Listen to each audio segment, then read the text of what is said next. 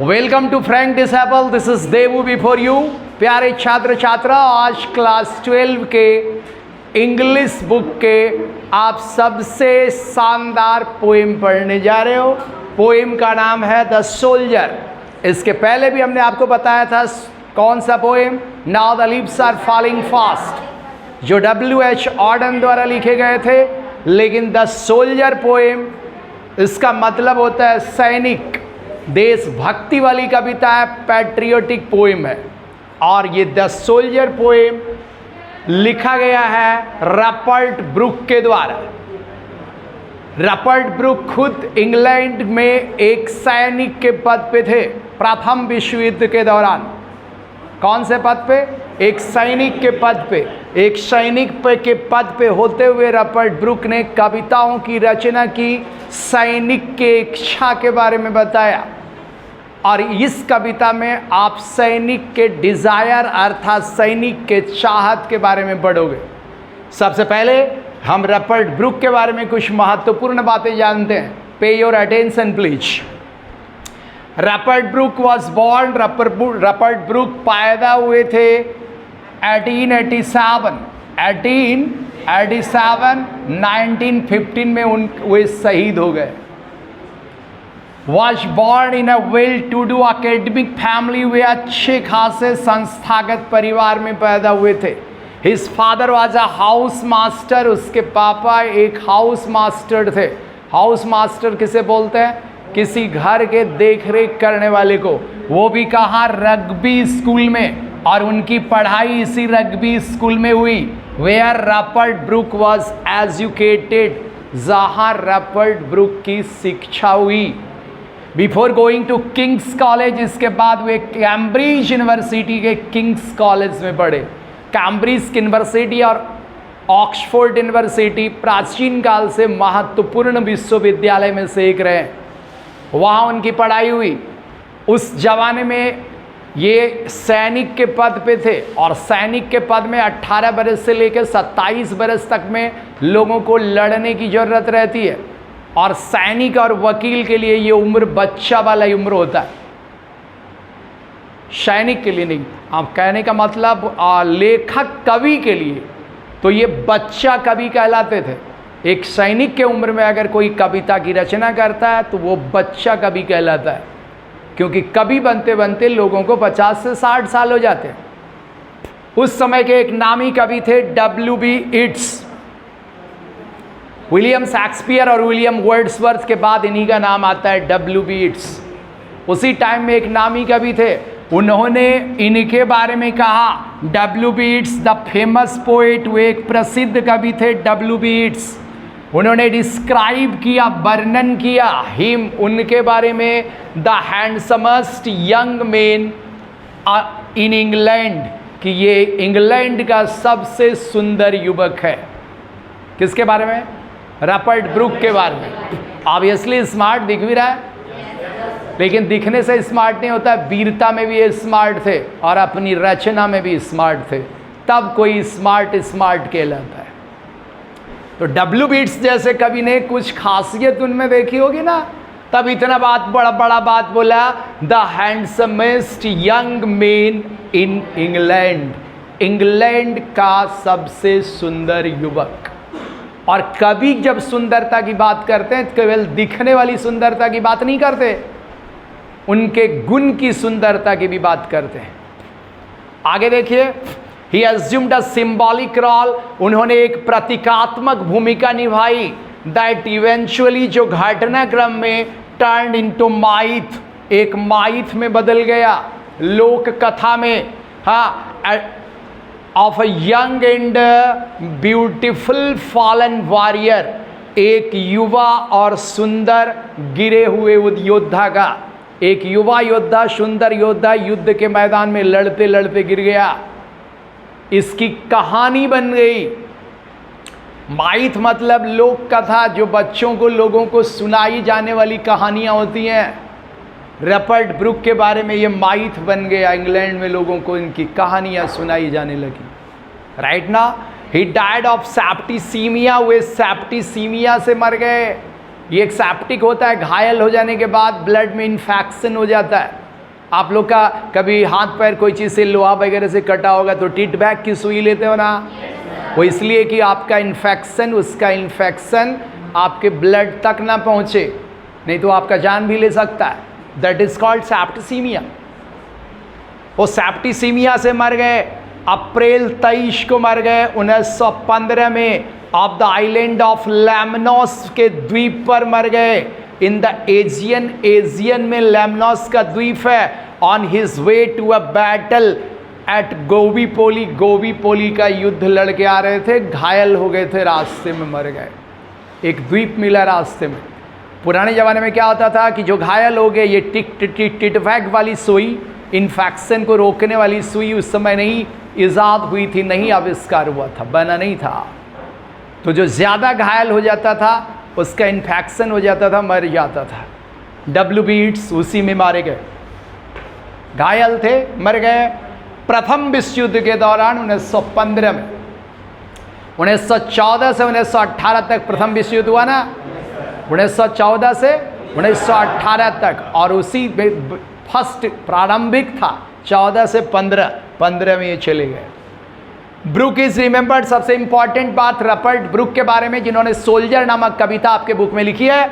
Brooke is remembered, Brooke याद किए जाते हैं एज अ वॉर पोएट, युद्ध के कवि के रूप में। पिछली कविता में आपने पढ़ा मेटाफिजिकल पोएट कौन थे? John Donne. Poet for children कौन थे? वाल्टर डिलामेयर। अब क्वेश्चन आपके एग्जाम में पूछे जाएंगे, वॉर पोएट कौन है? युद्ध के कवि। आपको याद रखना पड़ेगा, रपर्ट ब्रूक वॉर पोएट हैं, युद्ध के कवि। हु इंस्पायर्ड, जो प्रेरित हुए थे पैट्रियोटिज्म, देशभक्ति से, वो खुद देशभक्ति से प्रेरित थे, देशभक्त थे। In the early phase of first world war, प्रथम विश्व युद्ध के प्रारंभिक चरण में, शुरुआत में, राइट। हिज रिप्यूटेशन, उनका सम्मान, चीफली मुख्य तौर पर रेस्ट ऑन 5 वॉर सोनेट, 5 युद्ध की कविताओं पर निर्भर करता है। उन्होंने 5 युद्ध वाली कविताएं लिखी, देशभक्ति वाली कविता, सेना वाली कविता, पूरे दुनिया में फेमस हो गए 5 ही में। बाकी बड़े बड़े कवि सैकड़ों कविताएं लिखी हैं, बहुत तो 1000 तक ठिका दिया है। इन्होंने 5 लिखे, मर भी गए। 5 ही कविता के कारण पूरे विश्व में प्रसिद्ध हो। हाँ, और ये एक सोनेट है। सोनेट बोले तो 14 पंक्ति की कविता। पिछला जो हम लोग पढ़े थे, now the leaves are falling fast, वो लिरिक था। लिरिक मतलब गाने वाली कविता। ये सोनेट है। क्वेश्चन आएगा आपका, which poem is a sonnet? 4 कविता के नाम रहेंगे, आपको द सोल्जर में टिक आउट करना है, राइट ना। पूछा जाएगा प्रश्न में, व्हिच पोएम इज लिरिक? गाने वाली कविता कौन है? Now the leaves are falling fast. आपको याद रखना होगा। यह 5 सोनेट मात्र लिखे, ऑफ विच, जिसमें से the soldier is undoubtedly the best. ये द सोल्जर नामक कविता बेशक सबसे अच्छी कविता है, एंड मोस्ट एंथोलॉजाइज्ड, सबसे ज़्यादा किताबों में पाई जाने वाली कविता है। पूरे दुनिया के किसी न किसी देश के किसी न किसी क्लास में ये 10 सोल्जर कविता चलती है, क्योंकि आपके क्लास में अगर 5 से 6 कविताएं देने होते हैं तो उसमें एक देशभक्ति की कविता जरूर कोशिश किया जाता है देने के लिए। और जब देशभक्ति की कविता की बात आती है तो रपर्ट ब्रूक का ये सोल्जर नामक कविता जरूर आता है। इसलिए दुनिया में सबसे ज़्यादा किताबों में छापी जाने वाली कविता है द सोल्जर। पूरे दुनिया के किसी न किसी क्लास में चलता है। एक नामी कविता है। आइए देखते हैं द सोल्जर में कवि क्या कहते हैं। कवि रपर्ट ब्रूक। कौन साहब? रपर्ट ब्रूक साहब। कवि इस कविता में द सोल्जर मतलब वह सैनिक, हर देश का सैनिक अपने देश की रक्षा के लिए तत्पर रहता है और देश की रक्षा करते करते वह अपना जान कुर्बान कर देता है। देश की रक्षा करते करते वह अपना जान कुर्बान कर देता है। हम देश के अंदर आराम से पढ़ रहे होते हैं, सो रहे होते हैं, खेल रहे होते हैं, हमें किसी का डर नहीं रहता, बजाय सैनिक वो बोल्डर पर हमारी रक्षा कर रहा होता। हमें कभी डर नहीं अभी कि कोई आके दुश्मन अब हम पे अटैक कर देगा, बिल्कुल नहीं, क्योंकि सैनिक रक्षा कर रहा है, वो अपना जान कुर्बान कर। अभी हाल फिलहाल में परसों तो आपका हुआ ना 6 सैनिक शहीद हो गए, वो भी 8 हुए ना, 5 वो भी पीछे से धोखे से किया, नहीं तो सामने से करता था, एक 15 को लेके आता। हमारे सैनिक कमजोर नहीं है। ये सैनिक इंग्लैंड के सैनिक हैं, रपर्ट ब्रुक, और इंग्लैंड की देशभक्ति इस कविता में बताई गई है। हर देश के सैनिक ऐसे ही होते हैं, अपने देश के प्रति देशभक्त होते हैं। इस कविता में कवि एक सैनिक की इच्छा को व्यक्त करते हैं, एक सैनिक क्या चाहता है, रपर्ट ब्रुक एक सैनिक के रूप में क्या चाहते हैं। पे योर अटेंशन प्लीज, ध्यान दीजिए। मैं कोशिश करता हूं कि सारी एक एक लाइन आपके दिमाग तक चला जाए। कवि कहते हैं सैनिक के रूप में, इफ आई शुड डाई, यदि मैं मरूं, इफ आई शुड डाई, यदि मैं मरूं, think only of this, think only this of me, तो मेरे बारे में केवल यह सोच लो। यदि मैं मरूं तो मेरे बारे में केवल यह सोच लो, दैट देयर्स सम कॉर्नर, कि वहां यदि कोई कोना हो, ऑफ अ फॉरेन फील्ड, विदेशी क्षेत्र का, कॉर्नर माना कोना, वहां अगर कोई कोना हो, फॉरेन माना विदेश, अगर वहां कोई कोना हो विदेशी क्षेत्र का जहां मैं मरूं, that is for ever England, वह हमेशा के लिए इंग्लैंड हो जाए। फॉर एवर माना हमेशा के लिए, देयर सेल बी, वहां हो जाए, दैट रिच अर्थ, वही अमीर भूमि, इंग्लैंड वाली अमीर भूमि। कभी अपने देश के भूमि को अमीर भूमि बता रहे हैं। आ रिचर डस्ट कंसील्ड, एक ज्यादा अमीर धूल वहां छुपा रहे। कंसील्ड माना छुपा होना। जहां जहां कभी धूल के छुपने की बात करते हैं, डस्ट माना क्या हुआ, धूल, लेकिन जहां जहां कभी धूल बोलेंगे आप समझना वे सैनिक बोल रहे हैं, अर्थात वे अपने आप को अपने देश के मिट्टी के बराबर, धूल के बराबर मानते हैं, कोई घमंड नहीं। कहने का मतलब कभी कहना, कभी अपने ही देश में अपनी ही मातृभूमि पर मरना चाहते हैं। वो कहते हैं मैं सैनिक हूं, भला अपनी ही मातृभूमि पर कैसे मर सकता, मुझे लड़ने के लिए तो दूसरे देश में भी जाना पड़ता है। फॉरेन मतलब विदेश। तो कभी कहते हैं अगर विदेश के किसी क्षेत्र के किसी मैदान के किसी कोने में भी मैं मरूं, तो मेरी चाहत है कि वह क्षेत्र हमेशा के लिए इंग्लैंड का हो जाए, इंग्लैंड उसको जीत ले और वह इंग्लैंड की ही रिच अर्थ कहलाए, अमीर भूमि कहलाए। पहले क्या होता था ज़माने में, अब तो सबके अपने अपने बॉर्डर निश्चित है, कोई किसी के बॉर्डर के अंदर प्रवेश नहीं कर सकता। पहले क्या था, एक देश दूसरे देश पर आक्रमण किया, उसका जितना क्षेत्र हुआ अपने में मिला लिया। वो देश मजबूत हुआ तो वो इस पे अटैक करेगा, अपना मिला लेगा। लड़ाई झगड़ा में ऐसा ही होता था। तो वही कहना चाह रहे रपर्ट ब्रुक कि अगर मैं विदेश के किसी क्षेत्र के किसी कोने में मरूं, तो वह क्षेत्र हमेशा के लिए इंग्लैंड का हो जाए, इंग्लैंड उसको जीत ले और इंग्लैंड के ही अमीर डस्ट अर्थात अमीर सैनिक वहाँ छुपा रहे, मतलब उसी के अधिकार में वह रहे, इंग्लैंड के ही सैनिकों के अधिकार में वह क्षेत्र रहे। रपर्ट ब्रुक सैनिक के तौर पर अपने देश की मिट्टी को अमीर बता रहे हैं, अपने देश के डस्ट मतलब सैनिक, सैनिक बता रहा ना, अपने सैनिक को ज़्यादा अमीर बता रहे हैं। उनका सोचना है मेरे देश की मिट्टी अमीर है, मेरे देश के सैनिक अमीर है। मैं चाहता हूं कि अपनी ही मातृभूमि पर मरूं, यदि मैं विदेश के किसी कोने में मरूं तो वह क्षेत्र इंग्लैंड के द्वारा हमेशा के लिए जीत लिया जाए, वो भी हमेशा के लिए, और वह भूमि भी इंग्लैंड की भूमि कहलाए, ताकि मैं समझूं कि मैं अपनी मातृभूमि पर मरा हूं। क्लियर? एक बार फिर से देखिए, इफ आई शुड डाई, यदि मैं मरूं, think only this of me, तो मेरे बारे में केवल यह सोच लो दैट देयर्स सम कॉर्नर, कि यदि वहाँ कोई कोना हो ऑफ अ फॉरेन फील्ड, विदेश के किसी क्षेत्र का, मैदान का, that is for ever England, वह हमेशा के लिए इंग्लैंड का हो जाए, हमेशा के लिए इंग्लैंड का हो जाए। आ रिचर डस्ट, एक ज़्यादा अमीर सैनिक, इंग्लैंड का सैनिक, कंसील्ड, वह छुपा रहे, मतलब उसी के अधिकार में वह देश, वह क्षेत्र रहे हमेशा के लिए इंग्लैंड का, ताकि मैं सोच कह सकूं कि जहां मैं मरा हूं वह क्षेत्र हमारा हो गया, जिसके लिए मैं कुर्बान हुआ वह क्षेत्र हमारा हो गया। एक सैनिक की चाहत ऐसी है रपर्ट ब्रूक के मामले में। अब रपर्ट ब्रूक कहना चाहते हैं, पे योर अटेंशन प्लीज, ये हुआ उनका पहला इच्छा कि मैं जहां मरूं वह क्षेत्र इंग्लैंड का हो जाए, हम उससे जीत लें, वह भूमि इंग्लैंड की कहलाए।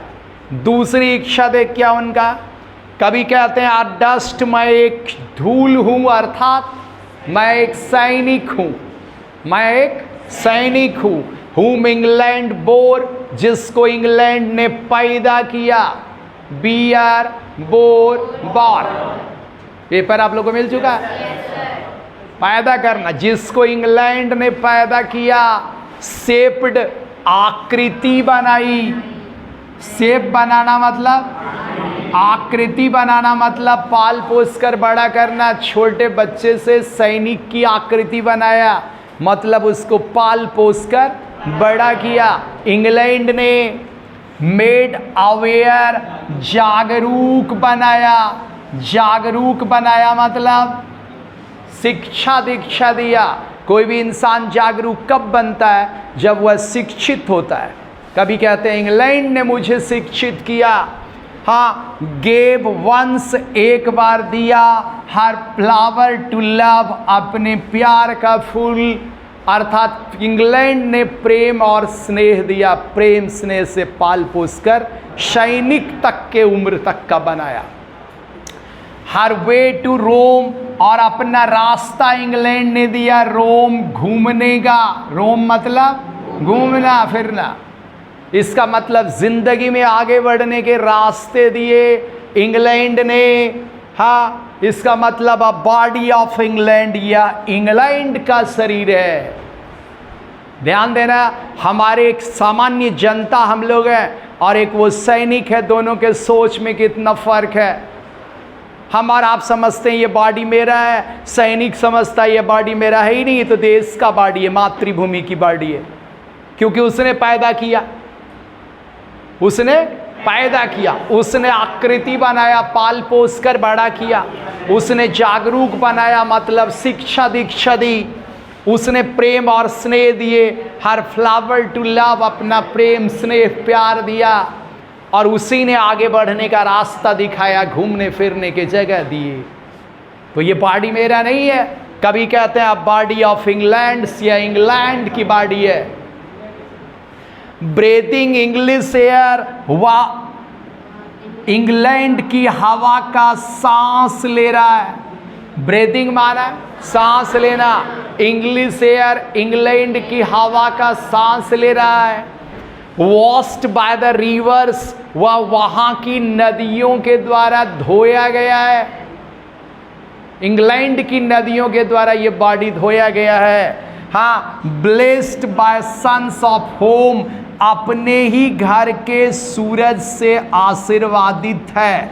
ब्लेस्ड माना आशीर्वादित है, अर्थात नदी में क्या होता है, पानी, हवा का सांस लिया। कभी कहना चाह रहे हैं इंग्लैंड के ही हवा, पानी और धूप में मैं पल पोस कर बड़ा हुआ हूँ। इसका मतलब कभी कहना चाहते हैं कि मैं इंग्लैंड का कर्जदार हूँ, आभारी हूँ, I am obliged of England, मैं इंग्लैंड का कर्जदार हूँ, इंग्लैंड का आभारी हूँ। जब कभी मौका मिलेगा, ये बॉडी इंग्लैंड का है, मैं अपनी मातृभूमि के लिए बलिदान हो जाऊंगा, क्योंकि बॉडी मेरा है ही नहीं। एक सैनिक अपने परिवार को दूसरे नंबर पे रखता है, अपने मातृभूमि को पहले नंबर पर रखता है, इस पर कोई आंच नहीं आना चाहिए, और इसके लिए वो जान कुर्बान करने के लिए हमेशा तैयार रहता है। तो एक सैनिक का ये सोचना हुआ। एक बार पे योर अटेंशन प्लीज, थोड़ा ध्यान दीजिए, दिमाग तक पहुंच जाएगा, आप भी अर्थ लगा सकते हो। कभी कहते हैं डस्ट, मैं एक सैनिक हूं, होम इंग्लैंड बोर, जिसको इंग्लैंड ने पैदा किया, शेप्ड आकृति बनाया, मतलब पाल पोस कर बड़ा किया, मेड अवेयर जागरूक बनाया, शिक्षा दीक्षा दी, कोई शिक्षा प्राप्त करता है तो जागरूक बनता है। वॉस, हाँ, गेव वंस, और एक बार दिया, हर फ्लावर टू लव, अपने प्यार का फूल, मतलब इंग्लैंड ने प्रेम स्नेह और प्यार दिए, इंग्लैंड ने ही प्रेम स्नेह और प्यार दिए। यस, हर वे, और अपना रास्ता दिया, टू रोम, घूमने का, जिंदगी में आगे बढ़ने के रास्ता इंग्लैंड ने दिखाए। तो इंग्लैंड का मैं कर्जदार हूं, आभारी हूं इंग्लैंड का। इसलिए अब बॉडी ऑफ इंग्लैंड से, ये इंग्लैंड का शरीर है। ब्रीदिंग, जो सांस ले रहा है, इंग्लिश एयर, इंग्लैंड की हवा का, वॉश्ड बाय द रिवर्स, यहाँ की नदियों के द्वारा ये बॉडी धोया गया है। Blessed by the suns of home, और अपने ही घर के सूरज से आशीर्वादित है। इसका मतलब मैं इंग्लैंड के ही हवा, पानी और धूप में पल पोस कर बड़ा हुआ हूं, आज सैनिक बना। ये बॉडी इंग्लैंड का है, मैं इंग्लैंड का कर्जदार हूं, ऋणी हूं। जब कभी मौका मिलेगा ये शरीर इंग्लैंड के लिए खुद को बलिदान कर देगा। एक सैनिक इस तरह से सोचता है। हम लोग सामान्य सोचते हैं बॉडी मेरा है, चुट्टी क्यों काटा, सोचता है ना, हाँ, साधारण सोचता है। ये बॉडी अपना ही नहीं, ये तो देश की बॉडी, एक सैनिक सोचता है। इसलिए सैनिक का स्थान हमारे देश में राष्ट्रपति के भी ऊपर होना चाहिए, क्योंकि अगर राष्ट्रपति, प्रधानमंत्री सबसे बड़े पोस्ट हैं देश के, वो अपने ऑफिस में अगर काम कर रहे हैं चैन से, वजह है सैनिक। एक धूल दूसरे तरफ से इधर नहीं आने देता है। पर पक्षी भी परिंदा नहीं मार सकता, उस पर भी उसको शक रहता, उधर से आ रहा है, देखो तो उसमें कुछ छुपा नहीं है, किट्स वगैरह लोग भेजते हैं आजकल पक्षी को, उसमें कुछ कुछ लगा के उधर देखने के लिए क्या क्या हो रहा है। ऑल द टाइम 24 आवर्स हमारे सैनिक हमारे बॉर्डर पर अलर्ट रहते, तब ये अपना, और हमेशा तैयार रहते जान कुर्बान करने को। तब किसी ने कहा है, क्या मरते हो अब सनम के लिए, मरना है तो मरो वतन के लिए। That is so। अब अगला चाहत देखते हैं रपर्ट ब्रूक का, एक सैनिक के रूप में, इंग्लैंड के सैनिक के रूप में रपर्ट ब्रूक की अगली चाहत क्या है। कभी कभी क्या होता है कि युद्ध में कुछ टुकड़ियां इधर लड़ रही होती है, कुछ सैनिक की टुकड़ियां उधर लड़ रही होती है। कभी कभार क्या होता है, अपनी टुकड़ी में अगर 500 सैनिक हैं, पे योर अटेंशन प्लीज, अपनी सैनिक में अगर 500, अपनी टुकड़ी में अपने सैनिकों के बीच 500 हैं, अचानक पता चला अगले के पास 2000 सैनिक उधर से आ रहा है, हम लोग 500 ऑनली, दे आर 2000। तो लोग क्या होता है, सैनिक को लगता है कि उधर उतनी संख्या में भाग चल, लेकिन इसके आदेश नहीं होते। युद्ध की लड़ाइयां संख्या से नहीं जीती जाती, हौसले से जीती जाती है। और इतिहास गवाह है कि भारतवर्ष के एक एक सैनिक 10-10 को पछाड़ा है। यस, इतिहास गवाह है। तो वही बात है, रपर्ट ब्रूक भी अपने देश के सच्चे सैनिक हैं। वो कहना चाहते हैं अगर इस तरह की बुराई कोई मेरे मन में आती है कि भाग चल, तो ये बुराइयां दिमाग से हट जाए, और भी कोई बुराई मन में आती है तो वो हट जाए। इस पैराग्राफ में कभी बोल रहे हैं एंड थिंक, और सोचो, थिंक माना सोचना, दिस हार्ट इज, दिल से, all evil shed away, all evil shed away, सारी बुराइयां खत्म हो जाए। एविल मतलब बुराइयां, सेड अवे माना बह जाना, बह जाना मतलब खत्म हो जाना, समाप्त हो जाना। कभी चाहते हैं कि अगर हमारे दिल में कोई बुराइयां हैं तो वह खत्म हो जाए, बह जाए। एंड थिंक और सोचो, दिस हार्ट इस दिल से ऑल एविल सेड अवे, सारी बुराइयां बह जाए, खत्म हो जाए। अब पल्स एक धड़कन बचा रहे। पल्स माना धड़कन, एक धड़कन बचा रहे।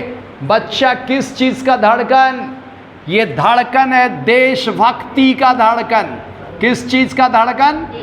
हाँ, रपर्ट ब्रुक्स सैनिक के रूप में कहना चाहते हैं कि हमारे दिल में अगर कोई भी बुराइयां हो तो सारी बुराइयां बह जाए, खत्म हो जाए। दिल में केवल अपल से एक देशभक्ति का धड़कन बचा रहे। हाँ, इन द इटर्नल माइंड, इस शाश्वत मन में, हमेशा रहने वाले मन में। इटर्नल माना हमेशा रहने वाला, हमेशा रहने वाले मन में यह देशभक्ति की धड़कन बनी रहनी चाहिए। नो लेस, जो कम ना हो। लेस माना कम होना, वह देशभक्ति की धड़कन कम नहीं होनी चाहिए, ताकि मैं शान से दुश्मनों से लड़ सकूं। मन में कोई बुराई आए तो हमेशा के लिए खत्म हो जाए। मन में सिर्फ एक देशभक्ति की मजबूत भावना होनी चाहिए, और वो हमेशा के लिए होनी चाहिए। वो भावना नो लेस, कम ना हो। गिव्स समवेयर, कहीं कहीं पर वह देता रहे, बैक वापिस देता रहे। द थॉट, उन विचारों को, थॉट माना विचार। इंग्लैंड गिवन, जो इंग्लैंड ने जो विचार मुझे दिए हैं, इंग्लैंड ने जो शिक्षा दी है, देशभक्ति की जो शिक्षा दी है, वह बीच बीच में कहीं कहीं पर वापस मेरे मन में आते रहना चाहिए। इंग्लैंड ने जो शिक्षा दी है, इंग्लैंड ने जो देशभक्ति की शिक्षा दी है, बीच बीच में वापस आता रहे, ताकि मेरा हिम्मत बना रहे, देशभक्ति की भावना मजबूत भावना बनी रहे, जो भावना कम ना हो। मन में कोई बुराई हो तो हमेशा के लिए खत्म हो जाए, ताकि अगर सैनिक कितना भी बलवान, कितनी भी संख्या में क्यों ना हो, हम उससे लड़ सकें और जीत के आए। क्योंकि मन में अगर मजबूत देशभक्ति की भावना है तो तुम्हें कोई नहीं हरा सकता। और ऐसे भी सैनिक शहीद होने के लिए हमेशा तैयार है देश की रक्षा के लिए।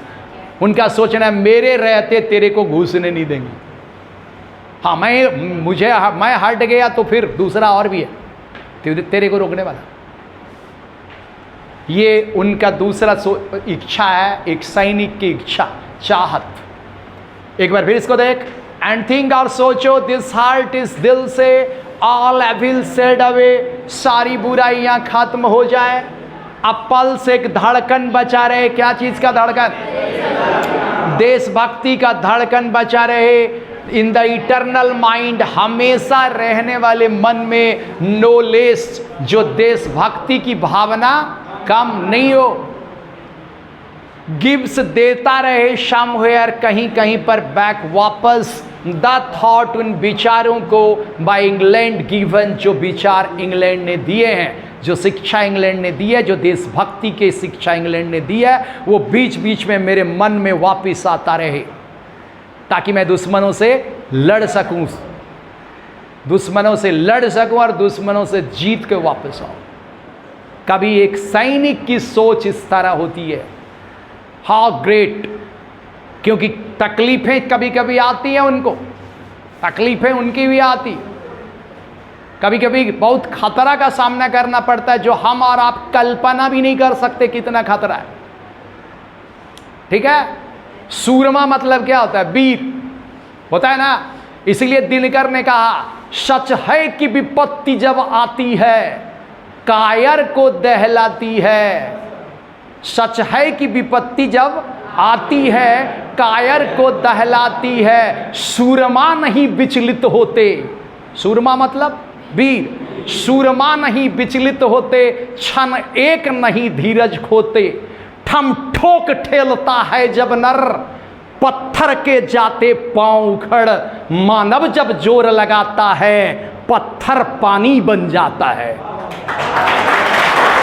दिनकर ने कहा, तकलीफें तो आएंगी, लेकिन अगर आप वीर हो तो विचलित मत होना, क्योंकि जब तुम जोर लगाओगे तो पत्थर भी पानी बन जाएगा। राइट ना? ये वो एक सैनिक की दास्तान। अब हमको केवल एक बात बता दो लास्ट पैराग्राफ में, एक सैनिक जो जान कुर्बान कर देता है वो भी हंसते हंसते इस खुशी में कि मैं जो अपना जान कुर्बान कर रहा हूं अपनी मातृभूमि के लिए कर रहा हूं, और मातृभूमि के लिए जान कुर्बान करना इससे बड़ा कोई भी बात नहीं हो सकता। तो वो जो अपना जान कुर्बान कर देता है उसके मन में भी तो सोच होगा, जिस देश के लिए जान कुर्बान कर रहे हैं, जिस मिट्टी के लिए जान कुर्बान कर रहे हैं, वो कैसा होना चाहिए। उसके मन में होगा ना कि हम तो जा रहे हैं लेकिन मेरा देश सुरक्षित अच्छा होना चाहिए। ये तो मन में बातें होगी ना, तब तो जान कुर्बान कर देता है। लास्ट पैराग्राफ आपका वही है। एक सैनिक अपने देश के बारे में क्या चाहता है, मैं तो चल लिया, अब मेरा देश कैसा होना चाहिए, क्या चाहत उसके मन में है, क्या विश है। एक सैनिक कहता है हाँ, हर साइट वहाँ का दृश्य सुंदर हो। साइट माना हाँ, हमारे देश का दृश्य सुंदर होना चाहिए। साउंड, वहाँ की आवाज़ मधुर हो, हर लोगों की आवाज़ मधुर होनी चाहिए हमारे देश में। ड्रीम्स हैप्पी, सपने भी खुशहाल होने चाहिए। रात में सोकर देखने वाला सपना नहीं, हम जो ख्वाब में देखते हैं ऐसा हो, ऐसा होगा, ये होगा, वो होगा, वे सपने भी खुशहाल होने चाहिए। एज हर डे, जैसा कि इंग्लैंड का दिन है, इंग्लैंड में दिन का समय सबसे खुशहाल माना जाता है। दिन का समय, क्योंकि दिन होता तो है वहाँ ऐसा ही, लेकिन धूप कम समय के लिए होते हैं। हम लोग के यहाँ मॉर्निंग का समय अच्छा माना जाता है पूरे 24 घंटे। तो वो कहते हैं जैसा कि वहाँ का दिन खुशहाल है, हमारे देश के लोगों के सपने भी खुशहाल होने चाहिए, देश के लोगों की आवाज़ मधुर होने चाहिए, देश का दृश्य, प्राकृतिक दृश्य हो या कोई भी दृश्य हो, सुंदर होना चाहिए। एक सैनिक सोच रहा है। एंड लाफ्टर, हर लोग हंसते हुए रहना चाहिए। कोई भी देश का हर लोग हंसते हुए कब होगा, जब हर जगह खुशहाली होगी। हर जगह खुशहाली होगी तो हर लोग लाफ्टर रहेगा, हंसते हुए रहेगा। खुशहाली नहीं रहेगी, पेट में खाना नहीं रहेंगे, तो चेहरे पर मुस्कान कहां से आएगा। एक सैनिक का कहना है आप दुख से भरे रहोगे तो फिर चेहरे पर मुस्कान कहां से आएगा। एक सैनिक का सोचना है हमारे देश के लोग हंसते हुए रहें, मतलब देश में खुशहाली हो। लर्न ऑफ फ्रेंड्स, दोस्तों से सीखने की भावना हो, हर दोस्त एक दूसरे से सीख रहा हो। दोस्त से सीखने का मतलब क्या हुआ, हर जगह ज्ञान फैल रहा हो, शिक्षा। एक बात याद रखना, देश गरीब हो या अमीर मतलब नहीं है, विकसित हो विकासशील हो मतलब नहीं है। जो देश शिक्षित रहेगा वो सबसे आगे बढ़ेगा, वहाँ शांति होगी, हर लोग एक दूसरे से सीख रहा होना चाहिए। आपका दोस्त यहाँ कुछ सिखाने की कोशिश करता, आप बोलते बट तुम ही काबिल है, टीचर बनता, हट। ऐसा नहीं है, होना चाहिए कि आपके दोस्त जो जानते हैं आप उनसे सीखो, वो जो जानते हैं आप उनसे सीखो, एक दूसरे को बता दो। उसी को हम लोग कहते हैं आपस में डिस्कस करो, बोलते हैं ना। तो हर लोग एक दूसरे से सीख रहा हो। लर्न ऑफ फ्रेंड्स, दोस्तों से सीखने की भावना हो, इसका मतलब शिक्षा का प्रसार हो, शिक्षा फैल रहा हो। एंड जेंटलनेस, और विनम्रता हो, हर लोग विनम्र रहे। हमको ये बताओ कि देश के हर लोग अगर विनम्र रहेंगे तो किसी का झगड़ा किसी से होगा, हो ही नहीं सकता। तो देश में विनम्रता होनी चाहिए। जी हाँ, इन हार्ट एट पीस, हर दिल में शांति हो। पीस माना शांति, तुम जानते हो। किसी भी देश के हर लोगों के दिल में अगर शांति रहेगी तो पूरे देश में शांति हुई ना। यस, ये चाह रहे रॉबर्ट ब्रूक एक सैनिक के तौर पर, लास्ट में चाह रहे अंडर इंग्लिश हेवन। इंग्लिश मतलब इंग्लैंड, इंग्लैंड में स्वर्ग के समान वातावरण। किसके समान?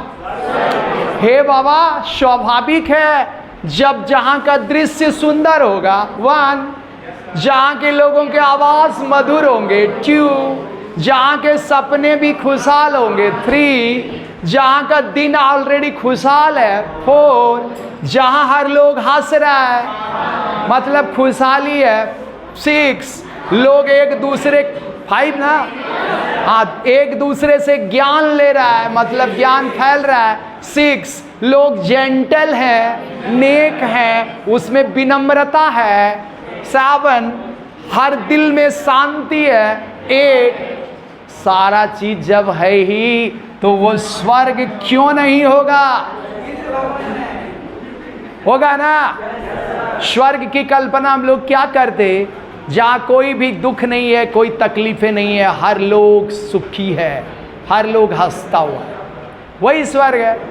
जहां केवल तकलीफें ही तकलीफें हैं, हर लोग रो रहा है, चिल्ला रहा है तकलीफ में, नरक हुआ, हेल। हेवन का अपोजिट हेल। इस कविता में रपर्ट ब्रूक एक सच्चे सैनिक के, इंग्लैंड के एक सच्चे सैनिक के रूप में अपनी इच्छा व्यक्त की है, अपनी इच्छा व्यक्त की है। राइट नाउ हमको लगता है क्लियर हुआ। तो एक बार फास्ट देखो, पूरा अटेंशन रहना चाहिए बोर्ड पर। अभी आपके पास इतना टाइम बचा हुआ है कि आप पूरा का पूरा कविता एक बार फास्ट समझ सकते हैं। रपर्ट ब्रूक इंग्लैंड के एक सच्चे सैनिक के रूप में एक सैनिक की इच्छा को व्यक्त करते हैं। वो कहते हैं, इफ आई शुड डाई, यदि मैं मरूं, think only this of me, तो मेरे बारे में केवल यह सोच लो, दैट देयर सम कॉर्नर, कि वहां यदि कोई कोना हो, ऑफ अ फॉरेन फील्ड, विदेशी मैदान का, विदेशी मैदान का वहां अगर कोई कोना हो, that is for ever England, वह हमेशा के लिए इंग्लैंड का हो जाए, इंग्लैंड उसे जीत ले। There shall be that rich earth, वहां वही वाली अमीर भूमि हो, इंग्लैंड वाली ही अमीर भूमि कहलाए वो। अ रिचर डस्ट कंसील्ड, और इंग्लैंड का ही ज़्यादा अमीर सैनिक वहाँ पर छुपा रहे, मतलब उसी के अधिकार में, मतलब पूर्ण रूप से वह क्षेत्र इंग्लैंड का हो जाना चाहिए, जहाँ भी मैं मरूँ। पहली इच्छा। अ डस्ट, मैं एक सैनिक हूँ, हुम इंग्लैंड बोर, जिसको इंग्लैंड ने पैदा किया। शेप्ड, आकृति बनाया, मतलब पाल पोस कर बड़ा किया। मेड अवेयर, जागरूक बनाया, इसका मतलब शिक्षा दीक्षा दी। Gave once her flower to love, और उसने दिया प्रेम का एक फूल, मतलब इंग्लैंड ने प्रेम, स्नेह और प्यार दिया। हाँ, हर वे टू रोम, अपना रास्ता दिया घूमने फिरने का, आगे बढ़ने का। इसका मतलब कभी कहना चाहते हैं, इंग्लैंड का मैं ऋणी हूँ, कर्जदार हूँ, जो इंग्लैंड ने मेरे लिए इतना किया। अ बॉडी ऑफ इंग्लैंड, या इंग्लैंड का शरीर है। ब्रीदिंग इंग्लिश एयर, जो इंग्लैंड की हवा का सांस ले रहा है। वॉश्ड बाय द रिवर्स, वहाँ की नदियों के द्वारा धोया गया है। Blessed by the suns of home, और अपने ही घर के सूर्य से आशीर्वादित है। अर्थात मैं इंग्लैंड के हवा, पानी और धूप में पल पोस कर बड़ा हुआ हूँ। इसका मतलब मैं इंग्लैंड का ऋणी हूँ। यह शरीर इंग्लैंड का है, जब मौका मिलेगा इंग्लैंड के लिए जान कुर्बान कर दूंगा। एंड थिंक, और सोचो, दिस हार्ट इज, हृदय से, ऑल हैविल सैड अवे, सारी बुराइयां खत्म हो जाए, बह जाए। अब पल से एक धड़कन बचा रहे, किस चीज का धड़कन? हाँ, एक धड़कन बचा रहे, देशभक्ति का धड़कन। हाँ, इन द इटर्नल माइंड, इस शाश्वत मन में, नो लेस, जो कम ना हो। देशभक्ति के धड़कन कम नहीं होने चाहिए। गिव्स समवेयर, कहीं कहीं पर वह देता रहे, बैक, वापस। द थॉट्स, उन विचारों को, बाय इंग्लैंड गिवन, जो विचार इंग्लैंड ने मुझे शिक्षा में दिए हैं, जो इंग्लैंड ने शिक्षा में देशभक्ति के विचार दिए हैं, वो बीच बीच में मेरे मन में आता रहना चाहिए। देशभक्ति की भावना कम नहीं होनी चाहिए, ताकि दुश्मन से मैं शान से लड़ सकूं। अब कभी लास्ट में कहना चाह रहे हैं, उनकी इच्छा है कि उनका देश कैसा हो। वो कहना चाहते हैं हमारे देश में हर साइट, वहाँ का दृश्य सुंदर हो। सुंदर लिखा नहीं, आपको समझ लेना। एंड साउंड, और लोगों की आवाज़ मधुर हो। ड्रीम्स हैप्पी, सपने भी खुशहाल हों, एज हर डे, जैसा कि वहाँ का दिन होता है। एंड लाफ्टर, हर लोग हंसता हुआ रहे। इसका मतलब देश में खुशहाली हो, लर्न ऑफ फ्रेंड्स, दोस्तों से सीखने की भावना हो। इसका मतलब हर तरफ ज्ञान फैल रहा हो, हर लोग एक दूसरे से सीख रहा हो। संपूर्ण नॉलेज जहाँ रहता है, संपूर्ण एजुकेशन, उस देश को पीछा कोई नहीं कर सकता।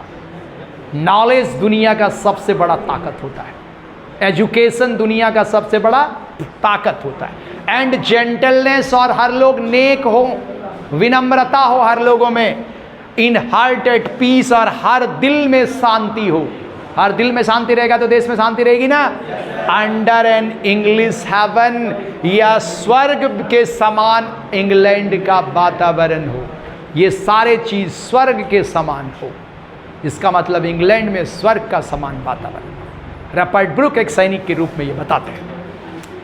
उम्मीद है कि कविता आप तक पहुंची। एक बार अगर इसका रीडिंग दे देंगे आप घर में सेल्फ स्टडी में, तो आप भी इसके अर्थ वैसे ही लगा सकते हैं जैसे मैंने लगाया।